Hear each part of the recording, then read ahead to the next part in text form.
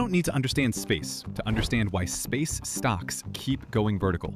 You just need to understand what investors are actually buying. And it isn't satellites. A company called AST SpaceMobile swung 50% in a single day last year.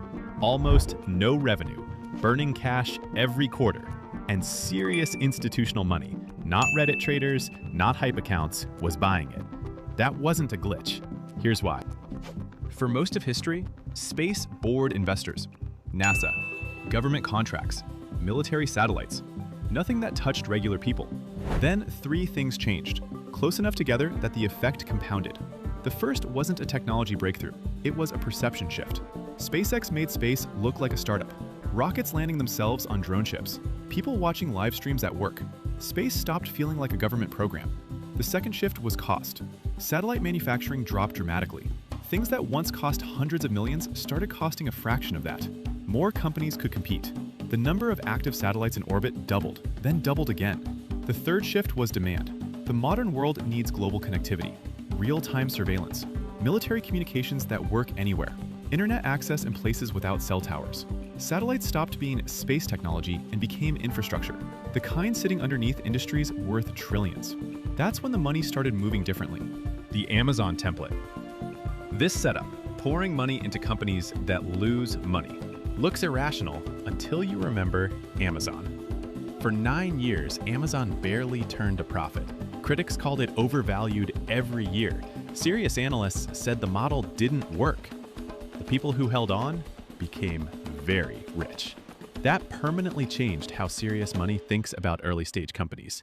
The lesson wasn't losing money is fine, it was more specific. If a company is building something that could become essential infrastructure and moving fast enough to get there first, thin margins are a feature. They mean the company is spending to win. That logic spread to AI, EVs, biotech, now space. The question isn't whether a company is profitable. It's whether, if they win, the win is big enough to matter. For space, the potential is enormous.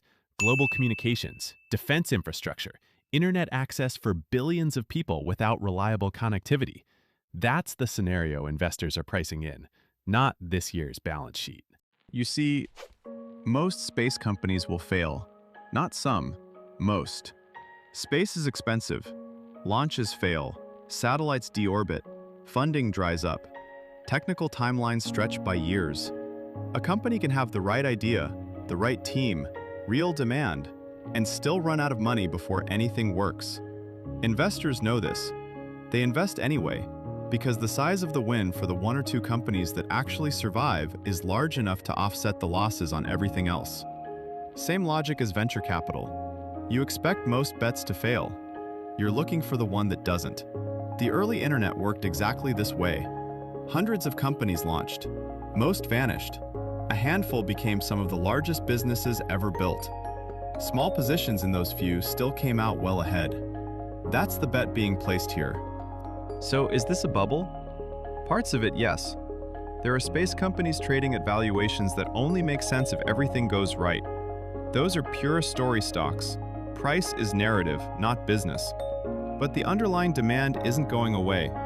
The world already runs on space infrastructure. GPS, banking, weather forecasting, military communications. That existed before this hype cycle and will exist after. Government contracts are real. Defense spending in space is real.